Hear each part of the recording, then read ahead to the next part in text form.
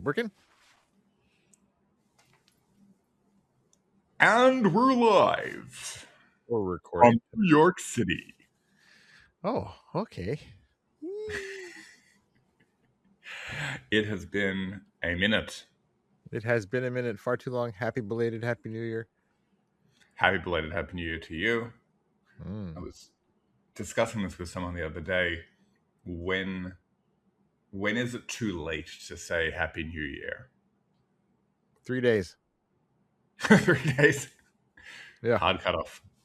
hard cutoff. Larry David, he has a bit on his show. What's his show? Curb Your Enthusiasm? Is that it? Sure. There's a scene, he's at a gym and somebody sees him. Oh, Larry, I haven't seen you in a while. Happy New Year. And he's like, we've already passed the statute of limitations on the Happy New Year.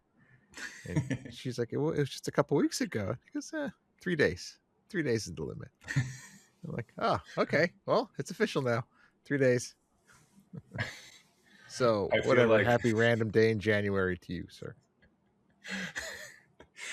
I respect that. I think it's clear, it makes sense. It's the week of, but in Australia that would never fly.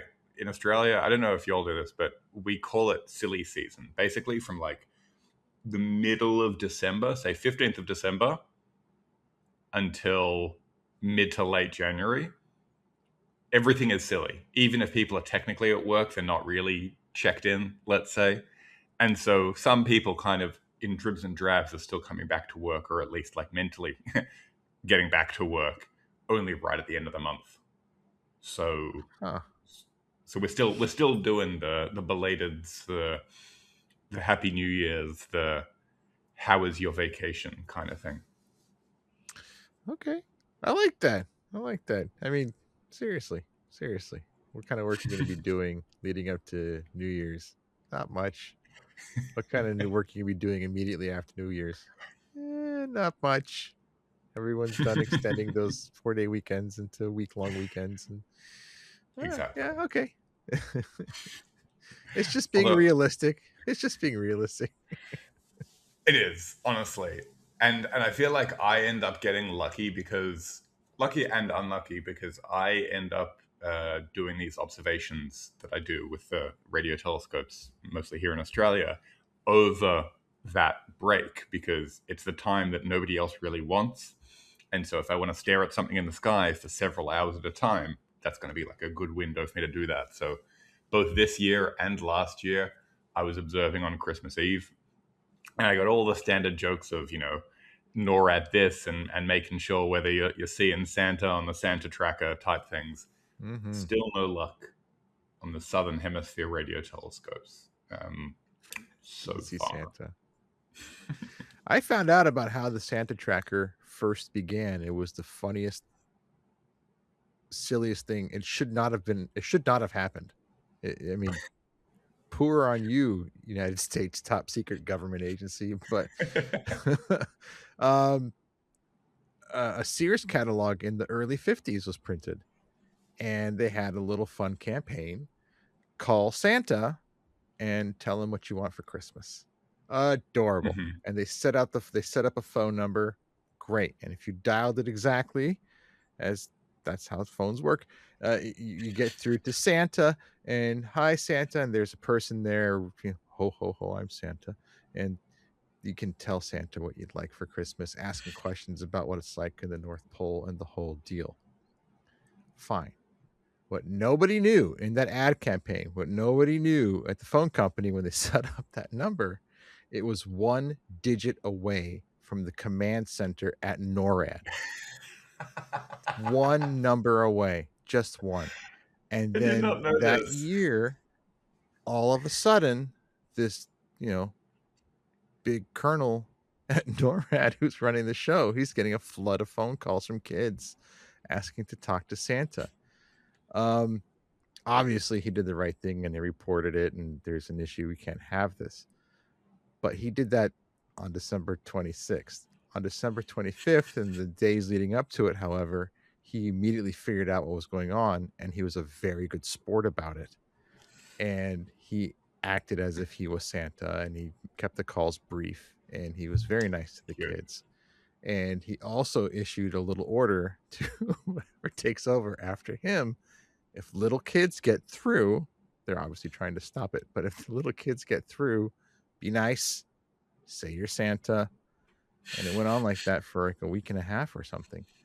Anywho, uh, it was such a huge hit that they didn't let on that they're NORAD. They decided to make it an official thing, and it became this like joint publicity. Like, yay, I hello, had no kids. idea. Yeah, it was great. And then as years go by, it became this tradition that gets more and more and more involved and complex, using lots of It's computers and math to make sure they can chart Santa. it's really cute, but maybe I'm a cynic. I feel like there should be, well, two things. I feel like you shouldn't have like one digit away from a top secret facility's phone number. Like, if you're imagining in like Get Smart or any of these like spy shows where they go into a phone booth and if they press the right Mm-hmm. number, it, takes them through a secret entrance. That shouldn't be like one digit away from 1877 Cards for Kids or whatever it is, like something Nope. common like that. But the other thing I'm thinking is, imagine if you had a whole team of spies, like children spies, who were trained to like sound like sweet innocent kids asking about Santa, but really they were trying to gain access to NORAD. Yeah. Yeah. Yeah. There should be at least some sort of a password or some checkpoint on the phone of some kind where you have to tell someone a code if you want to get through. One small thing, one itty bitty No. thing. Back when the second George Bush was president, his daughters were on a talk show, Mm-hmm. and it was Ellen. It was Ellen, and she famously asked questions about what's it like having dad being the president, and what's like going to college when your dad's the president, and all these kinds of funny things. And it was very cute and adorable, and it wasn't very political. It's just like asking girls what it's like to have the dad who's president while they're in college. Very Sure. funny. And is it hard to get in touch with them? And they said, no, we can call him anytime we want. We can call him right now if you wanted to. And she's like, I want to talk to him. And like, okay. So they brought her a phone, and and the girls told Ellen, you can't watch us dial the phone. I'm like, okay. And so they turn off their mics, and they're sitting on the stage, and they're huddled over, and they dialed a number which they knew.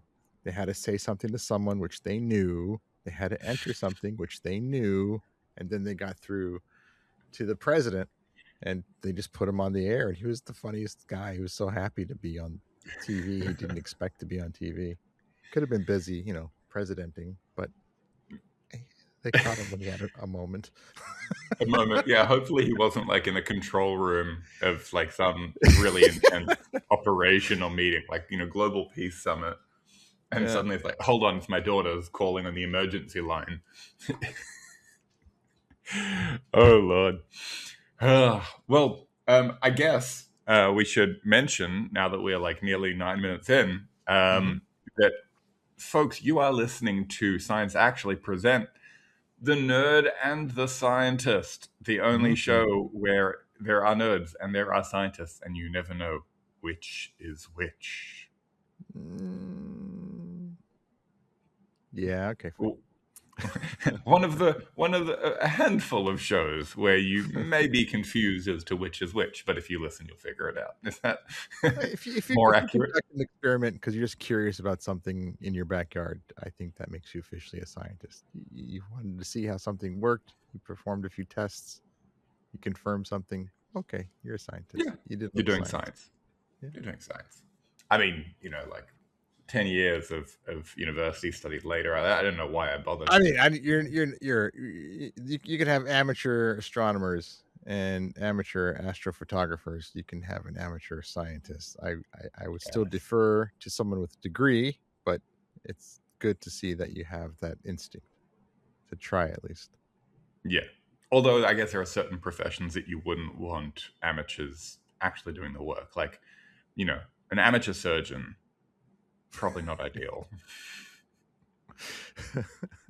Was it the comedian Mitch Hedberg had a great bit Yeah. about those things, Dr. Scholl's foot pads that you put in your shoe to make walking more comfortable. Mhm. He said, did I really need someone to put a pillow in my shoe to make it more comfortable? Does that need to be Dr. Scholl's? I would have taken that from Mr. Scholl's. That would have been fine. Make my shoes more comfortable? Yeah, yeah. You don't need that degree. Just give me the pillow. I mean, it's the corollary of like this idea that just because somebody has a certain certification or qualification, that you should immediately trust them. Like if somebody has DR in front of their name, that doesn't mean that you should trust everything that they say on every topic. It means you should probably, once you've checked what their doctorate is in, take their opinion on that particular topic, not everything. My wife and I went to Las Vegas once to a hotel. We're checking in. And there's that little thing when you sign in, doctor or Mr. or Mrs. or whatever before your name. So I just checked off Mm-hmm. doctor because I was having fun. And the receptionist says, "Oh, Dr. Salas, is it?" And I said, "Yes." Upgrade to a suite. And that was it. That's the only time I ever said I was a doctor. So I highly recommend becoming a doctor for that. Now I know exactly what I'm going to do the moment I get my PhD. In a few months' time, I'm just going to go right to Vegas and get the cheapest Get that room I upgrade. possibly can. We need to do a Pray whole for the show upgrade. all about you becoming Dr. Coffee. I'm very excited. No, I'm You I'm the could be same your guy own I was guest. yesterday. I could be. I just sit here and watch you talk to yourself. The only thing more boring, I think, than our guests having to listen to me have a conversation with myself is probably you having to edit together a conversation of me with myself. Yeah. Yeah. It is I'll have to exciting. keep an eye out for when you interrupt yourself and make sure to mute you when you're talking. It does sound like something I would too. Yeah. No, it will be fun. I'm curious. I don't expect any perks, and the only person I'm ever going to make call me doctor is my brother-in-law Tom, who there's no chance he's listening to this because he's a very busy lawyer person, but he constantly sends me moon landing conspiracies and various other things just because he knows they'll get me riled up. So I think it's only fitting that he is the one who is the only one forced to call me doctor.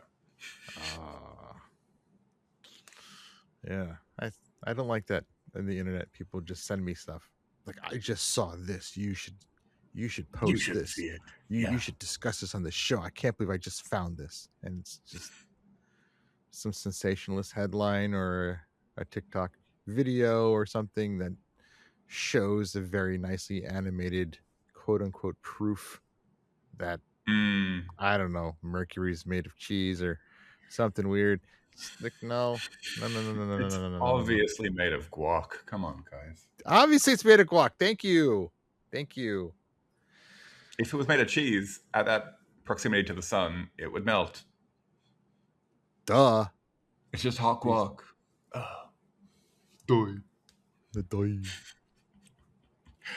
I actually so the moment that you publish a scientific paper or do like anything public facing, put your details out there. This is probably true for a lot of industries, but for me, I found in science, moment first paper is published, I start getting these spam emails with all of these sorts of conspiracy things, and you should know that everything Really? that you've learned is wrong. And here, please click on these not suspicious at all looking links to read my my treatise on why Einstein was wrong.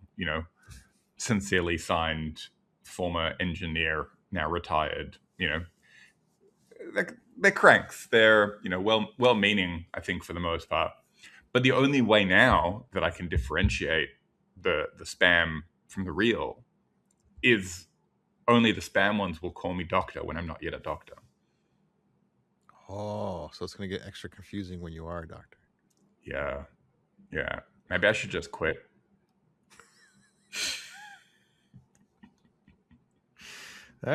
Gosh, to be a doctor or not. I mean, on one hand, you get cheap Vegas upgrades, but on the other hand, you get more spam, and you can't tell if it's spam or someone knows I am genuinely a doctor. I mean, there's real things to consider, not just being an expert in your field, but rather The spam of is it all. it or not.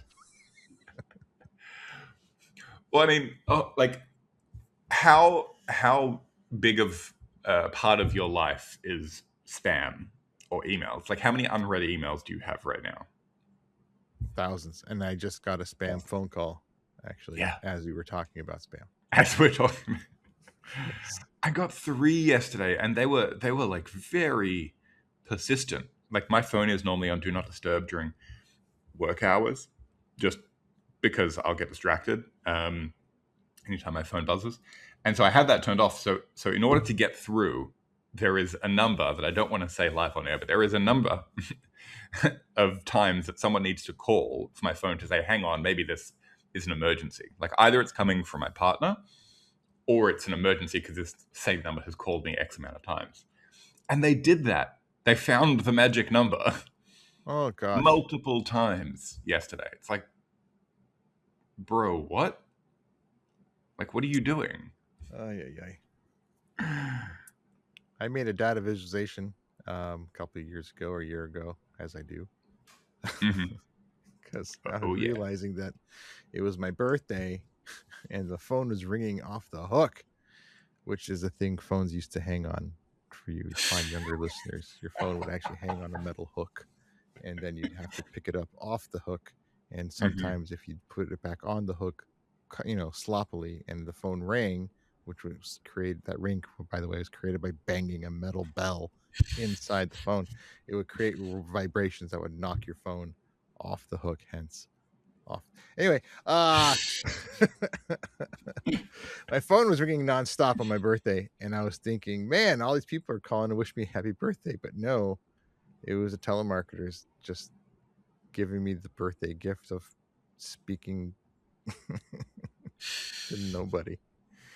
So I made a data That's so visualization considerate. about it and to see if there were spikes, and I realized there was a pattern. Every other weekend, they leave me alone. I found a pattern. I'm And that's science. You did data science right there. starting to counting again. I started counting in December because it was I had some incredibly horrible days of almost 20 calls per day of telemarketers. Wow. And I'm thinking, all right, it's time to start counting again. So I've been counting now for almost 2 months, and I'm gonna put something together and see if something has changed. But I don't know yet if there's that every other week off pattern.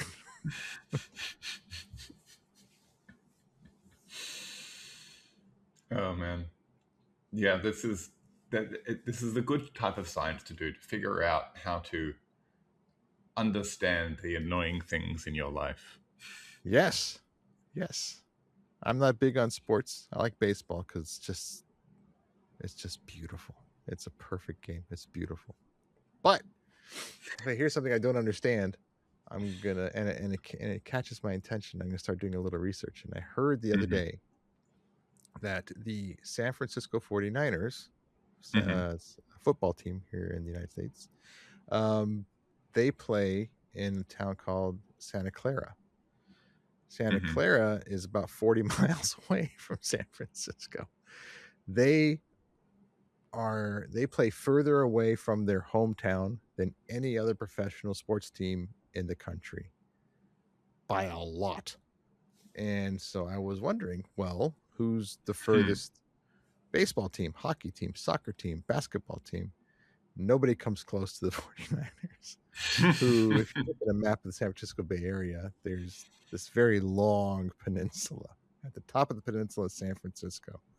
At the very bottom of the peninsula, there's this little armpit area, and it's San Jose. Just a smidge down from that is Santa Clara. That's where the 49ers play.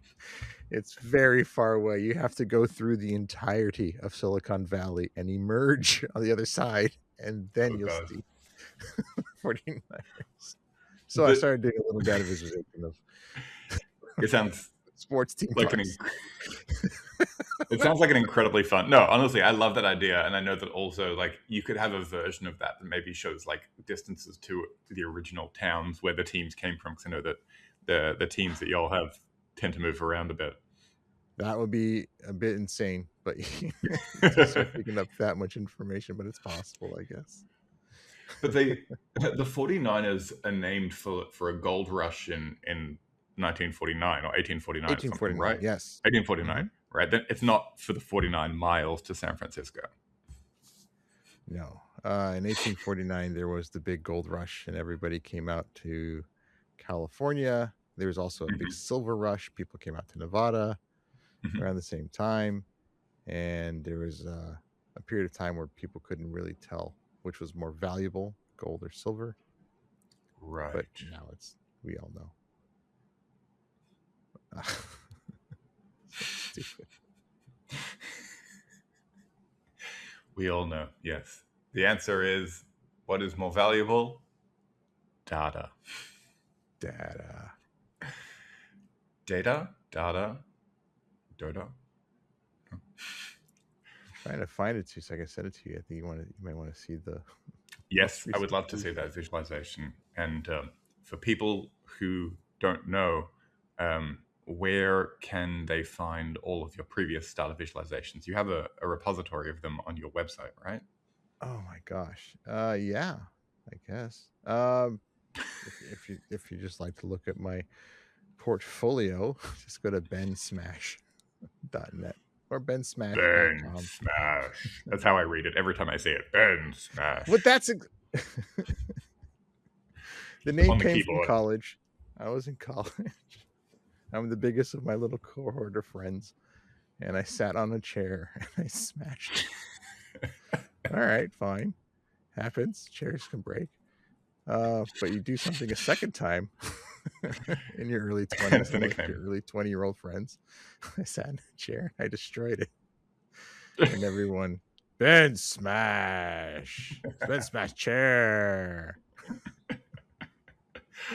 Oh no. and it's stuck. And it's stuck. Yep. No, I that's tried fair. desperately to come up with um, nicknames for everybody else so they can have something similar, but nothing stuck. No, it has to be natural. If it's not natural, it's not gonna stick. Oh wow. But yeah, I've seen some of the data visualizations you do, and it's super cool. It's an issue I think we've spoken about on a previous episode. This idea of how to best visualize something. How to take um, so much information, so much data, and cram it into a single plot or figure or image in such a way that it actually communicates the main takeaways, the main trends. Um, I don't It's remember all which about episode. telling a story. You got to find a way to um, first you have to go through the data of something that interests you, and then you've Yeah. got to find that aha thing that you couldn't believe you didn't know existed, and then that's your subject. All right, now Yep. how did it get to this way? And they start putting it all together and start fleshing out all this information. And it's funny how you asking one question and the data answers it, but it also poses another question, and then the data answers that. And you like, oh, okay, great. And then you ask another question, like, oh, and just you have. It's harder for me to find out when to stop than when to Yeah. start because I could Yeah. dig down forever. There's something that I've noticed that like kind of when you're doing science, and especially if you're supervising or mentoring someone junior who's doing science, like an undergrad or a high school student, um, what you need to do is to obviously let them explore at their own pace and in their own way, and don't try to stifle their creativity or whatever. But you also need to kind of put up like bumpers, like rails in bowling, Hmm. right? In terms of the scope, like you said, you don't want them to get carried away with it, because the last thing you want is to take a kid who has motivation and intelligence and passion and let them, accidentally go down some rabbit hole that is, interesting in its own right, but it's not well defined, and it's just this endless thing that you can end up spinning your wheels on. And so I find that having a single figure or image that you're trying to aim for, even if things change, and as you said, that like when you create that figure, it shows you some other information that you might want to explore further, to kind of like narrow the scope and say this is the end product that we're aiming for, and that's going to be this project. If we find other interesting things, that could be a separate project. I feel like that's kind of a helpful and necessary approach. Yeah.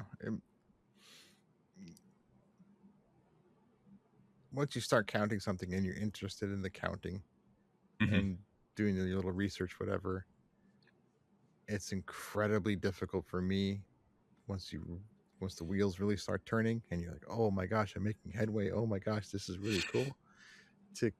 To realize it sometimes it gets difficult for me to realize that I have completely sailed off in the wrong direction. And because I have found something so cool and I'm chasing something, you don't realize you're chasing something like you're not chasing it. You don't realize you're chasing a phantasm until you've caught it and you realize there's no such thing as a phantasm and you've wasted a lot of time. Yeah, I'm the same. I remember sitting next to a friend of mine at um, a workshop slash conference. I was barely paying attention to the speaker because I was like stuck chasing this phantom thing that I thought I wanted in my data.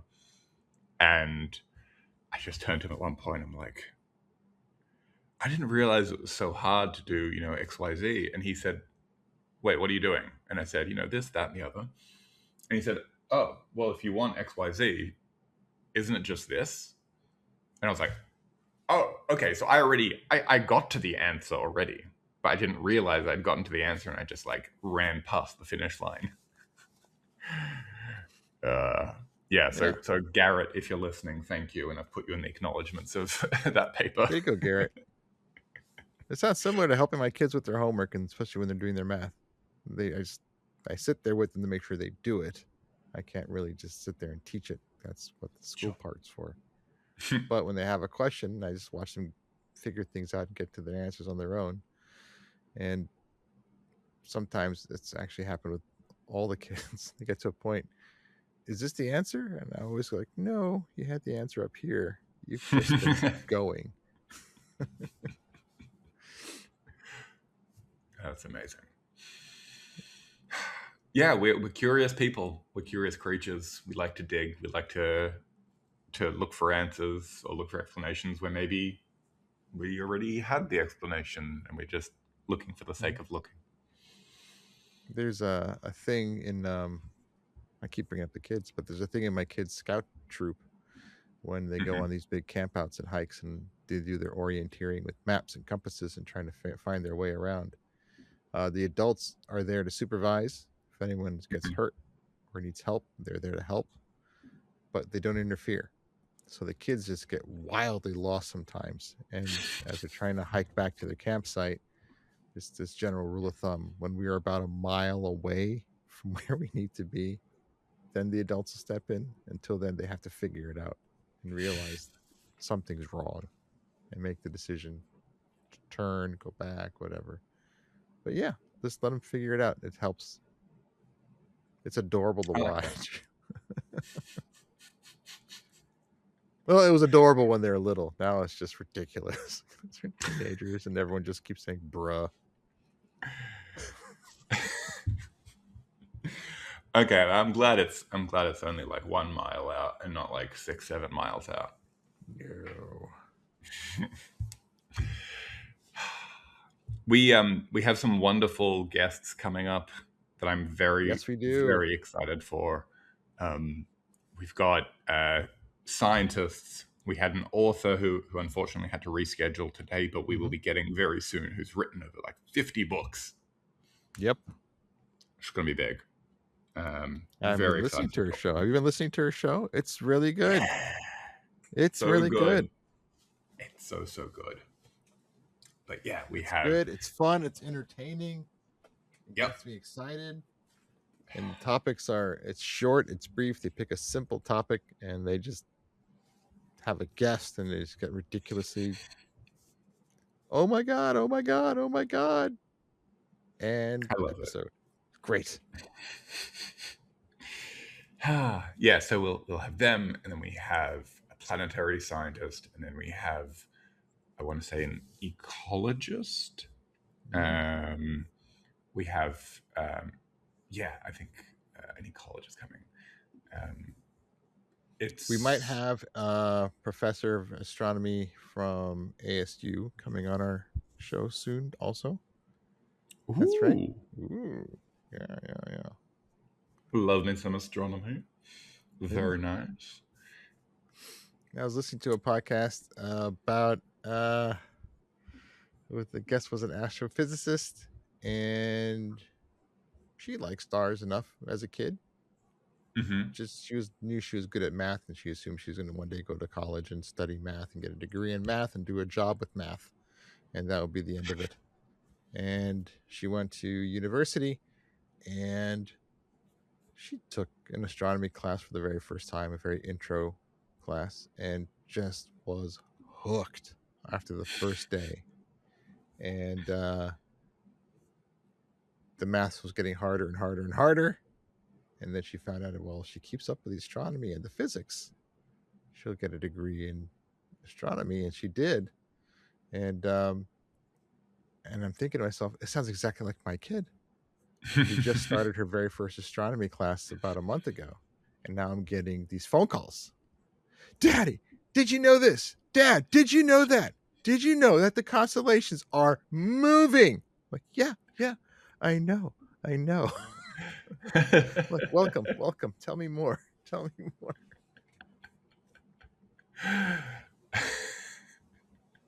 I love it. I love when, yeah, my nieces and nephews every so often they'll just like send me a message like, "Did you know about this like weird thing that happens when like uh, objects appear to change in size when they're moving near the speed of light?" I'm like, "Welcome to relativity, baby." It's so cool. I love being able to chat with people and to hear their perspective on like things that they've just discovered for the first time. It's so fun.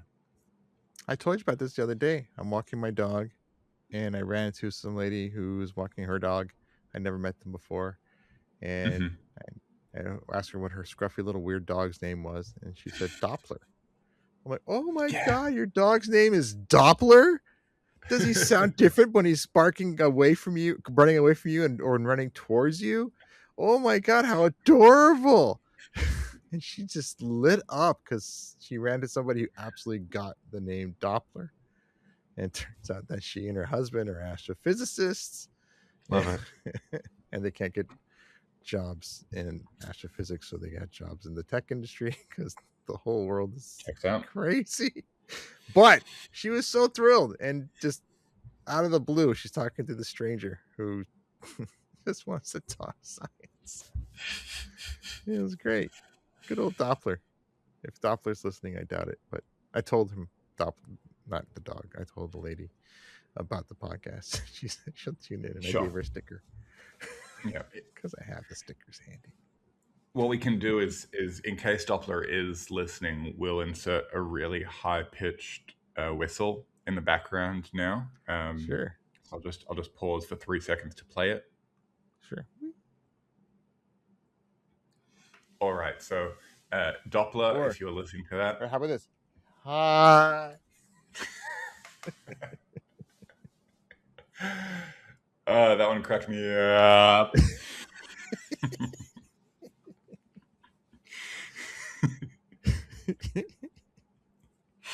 This is good. I like this.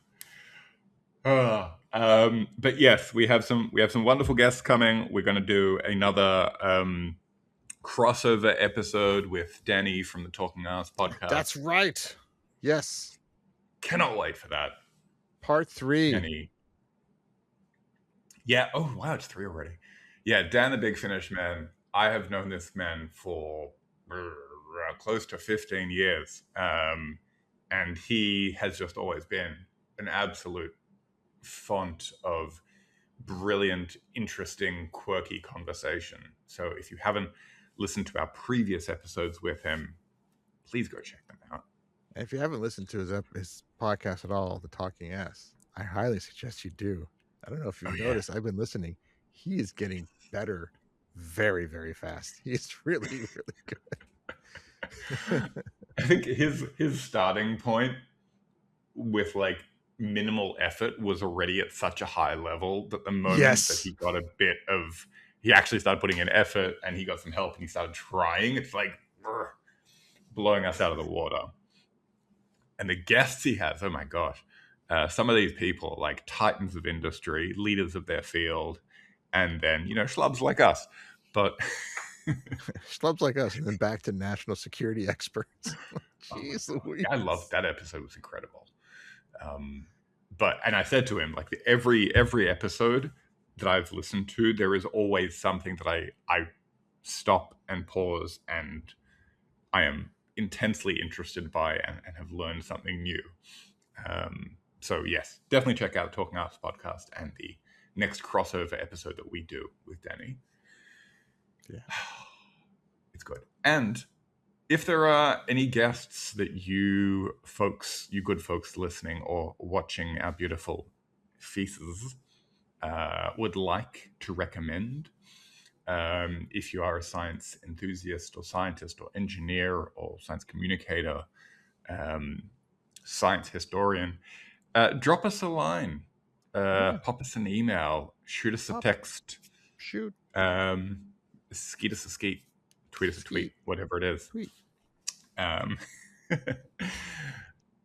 love that hype man in the background. But yeah, like hit us up, and we would love to chat to you and just learn more. Because yeah, nerds and scientists alike have this in common, that we just love learning. We love meeting interesting people Absolutely. and picking up the brains. Yeah. Give us anything to talk about, and that means we have to research it, which is our favorite part. And then we do this show where it's basically us like, oh my god, did you know that this is the thing about pancakes? No way. Did you know I learned this about pancakes? It's great. I do I actually guess have we a have to do an fun episode fact for about you. pancakes now. We need to. Yeah, House of Pancake. That's it. I was Is there going a to list off a galaxy? bunch There's of. got to be a galaxy shaped like a pancake. I think There, there's got to be. okay, there is this thing. If we do, I think honestly we could do an episode. We could do a whole episode on pancakes challenge. There, but doing it. There is this thing in cosmology called a Zel'Dovich pancake. Okay. Okay. Yes. You see, people, this is exactly what we're talking about. Go, Zel'Dovich pancakes. So we can talk more about Zel'Dovich and the wonderful and brilliant physicist that he was. But basically, you've seen these like really beautiful cosmic web maps of like where the dark matter filaments are. Yes. So from my recollection of undergrad cosmology, because it's not something I work on actively, but a Zel'Dovich pancake is basically when you have these three-dimensional clumps of dark matter that are gravitationally, attracted to one another. When they do their first collapse, so they collapse in one dimension first, from 3D to a 2D flat shape. Really? That is called a Zel'Dovich pancake, because Zel'Dovich was the one who came up with the math to describe that. If there are cosmologists listening, please at me and come on the show and tell me why what I said was imprecise. But it's roughly along those lines, that when it first collapses, it goes to a pancake, and then it goes to a sausage filament, and then to a point. Yeah, Zel'Dovich pancakes. Yes. Yes. I have so many t-shirt ideas right now. It's just going crazy. Whole pancake episode. I do have a Zel'Dovich fun fact. Pancake. I have a fun fact that we can finish on that you might hate. I don't care what your fact's gonna be. I'm riding high on Zel'Dovich Pancakes. If you bring me Oh down, god. it's still gonna be pretty up there. Go for it. Um, I very recently discovered. Okay, so you know these greens that typical American children in TV shows don't like eating. Vegetables? A specific type of vegetable. Spinach? Broccoli? Celery? No, sprouts. Lettuce? Huh? Sorry. We were going to be here for probably the full length of another episode if I just let you guess. I'm sorry. Sprouts. Okay. Sprouts. Oh, okay. I'm with you Right? on sprouts. I don't like sprouts. It's a thing. I didn't taste sprouts as a kid, but like I saw on the television that American kids were like, sprouts. I hate sprouts. Fine. I learned very recently that the full name for sprouts. Do you know what the full name is? Brussels sprouts. Oh, that's a kind of sprout. Is not And, is not and they suck. Brussels sprouts. It's Brussels sprout. Like it belongs to a person named Brussels or a place called Brussels. I think the latter. I don't think there's an apostrophe. It's not a possessive S, but they're Brussels. Oh, that's just a name. Brussels. Brussels sprouts. Oh God. Hated You know it, what? right? I like this little factoid because it makes me hate them more. It's just another reason to hate them. I can't stand going to a restaurant with friends and should we get some Brussels sprouts for the table? No. And here are 8 reasons why. No. They're called Brussels sprouts. Oh my God, I'm leaving. Bye. I assume in Brussels they just call them sprouts, and so you're fine. We don't have to worry about it. But if you are not in Belgium, in Bruges, yeah, you Brussels sprouts. Oh gosh. Brussels. I didn't know that. I don't like them, so I probably never would have cared to find out. They are very tasty when made correctly. If you cut them open before you cook them, fantastic. But yes, they can be a bit bitter if you don't cut them open before cooking. Okay. Sure. Whatever. Calamari. Everyone loves calamari. People love getting a big order of calamari and sharing with everybody. And it's not good. What people like is the seasoned breading around the calamari. Nobody really tastes the bland, endlessly chewable calamari that's inside the breaded crap. And I challenge anybody who truly loves calamari, eat it plain. Eat it plain. Boiled in water with nothing else. If you detect a hint of flavor, good on you. But nope. I'm no expert on seafood, but surely there are cultures and countries where it's not like just deep fried goodness, and there's actually like a correct way to prepare it that it would taste good and not rubbery. Maybe I'm wrong. I don't know. I'm not a doctor of detected seafood. a little accent, a little tone when you said deep fried in your voice there. Deep Are you fried. trying to imply something about my Twinkie frying brethren?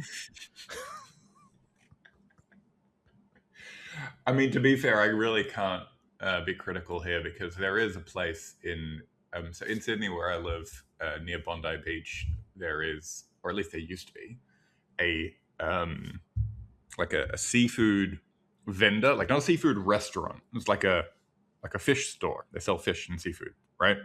Maybe they do like fish and chips, but they do deep fried Mars bars. Yeah. That's like this store is, or at least was, known for that. So I guess I can't comment. I cannot. Yeah. I'll I'll just go ahead and win this little conversation and talk about how you can get a deep fried stick of butter at some county fairs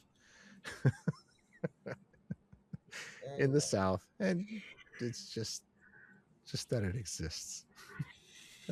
I'll just stop. It I exists. yeah. I think we can far out. We can finish this train of thought and maybe the episode on the wonderful Jeff Goldblum quote from the first Jurassic Park of your scientists were so busy trying to figure out whether they could do this that they never stopped to ask themselves whether they should. Yes, that applies to making wild dinosaurs or serving entire sticks of butter. Deep fried butter. Sorry, I'll stop. Woo! Okay, so we have heard about bensmash.net. Oh God, people are gonna start flooding me. Okay. Your domain fees are gonna go up. Oh boy. So yes, if folks want to see your wonderful visualizations, they can check out that web page. Where else can the good folks find you? If you want to talk about science, please look up Science Actually on Facebook and LinkedIn and Instagram and YouTube and the TikToks, where you can also see and watch this wonderful show. And Kavi, where art thou? I beast in my chair. No, I am everywhere on the internet where you can find Fun Fact Science or at Fun Fact Science. You can find me there sharing science and memes and interesting thingamabobs. You can check out previous episodes like the ones that we mentioned with our good friend Danny. Or the episode that we did on data visualization on Spotify and Apple Podcasts and all of the good podcasty apps.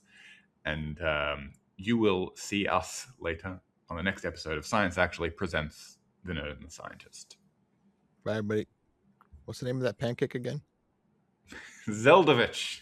Zel'Dovich!